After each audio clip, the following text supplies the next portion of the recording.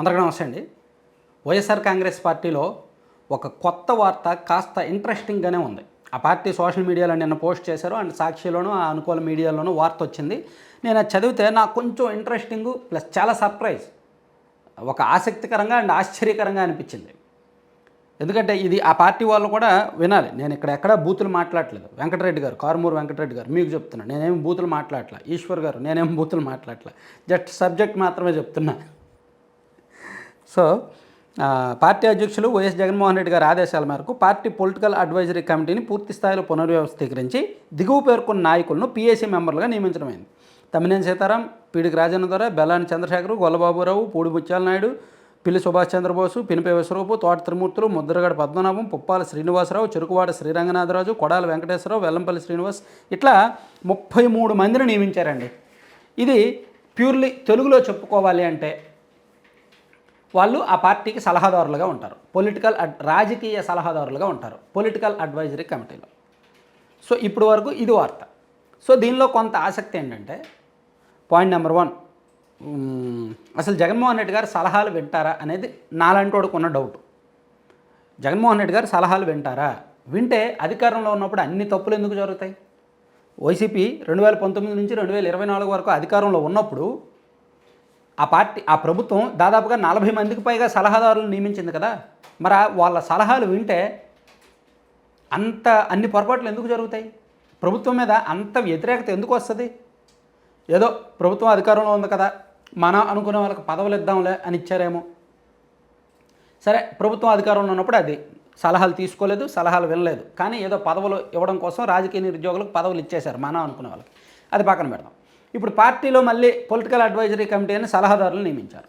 వీళ్ళకి కూడా ఏదో పదవులు ఇవ్వాలి, వీళ్ళు మళ్ళీ పార్టీలోంచి వెళ్ళిపోతారేమో, వీళ్ళకి ఏదో పదవులు ఇవ్వాలని ఇచ్చినట్టే అనిపిస్తోంది తప్ప నిజంగా వీళ్ళ సలహాలు జగన్మోహన్ రెడ్డి గారు తీసుకుంటారా?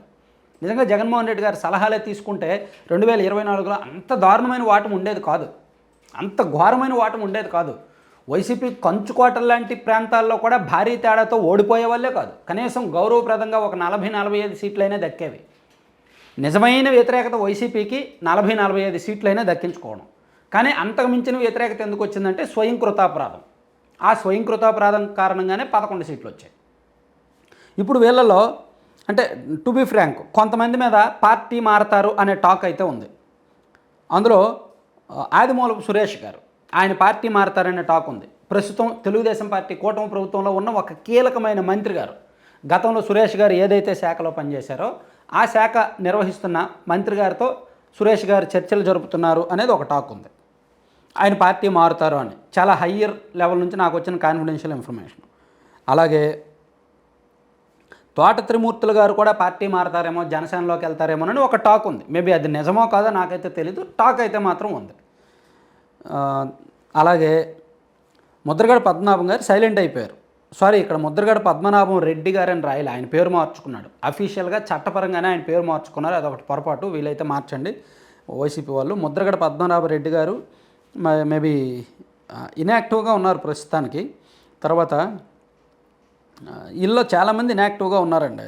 ఇప్పుడు పుప్పాల వాసుబాబు గారు సైలెంట్ అయిపోయారు, చెరుకువార శ్రీరంగనాథరాజు గారు సైలెంట్ అయిపోయారు. అంటే వీళ్ళందరూ కూడా ఒక మాజీ మంత్రి స్థాయిలో ఉన్నవాళ్ళు, ఒక జిల్లా స్థాయిలో పట్టున్న వాళ్ళనే వేశారు. నిజానికి వేసిన నాయకులందరూ కూడా గట్టి నాయకులే, పట్టున్న నాయకులే.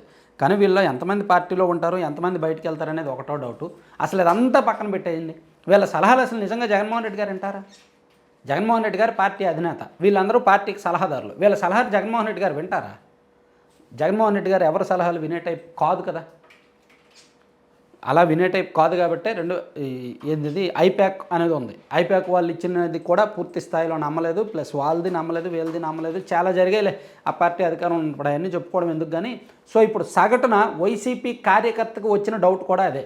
ఇదేంటి మా పార్టీకి ఇంతమంది సలహాదారులు? సాధారణంగా ఏదైనా పార్టీలో సలహాదారులు ఉంటే 2-3 ఉంటారేమో, మేబీ మ్యాక్సిమం 5 ఉంటారు. ఇప్పుడు జనసేన పార్టీ ఉంది, సలహాదారులుగా నాదెళ్ల మనోహర్ గారు ఉన్నారు, ఇంకో 2-3 సభ్యులుగా ఉన్నారు. తెలుగుదేశం పార్టీలో సలహాదారులు ఎవరు లేరులే, రకరకాల పదవులు ఉన్నాయి. కానీ వైసీపీకి వచ్చేసరికి 33 మంది జంబో సలహాదారులు ఇచ్చారు. సలహాలు వినడం వాళ్ళకే ఎక్కువ మంది కావాలేమో. అదే అంటారు కదా, ఏదో సామెత ఉంటుంది, ఇప్పుడు చెప్తే ఫీల్ అవుతారు. Thank you.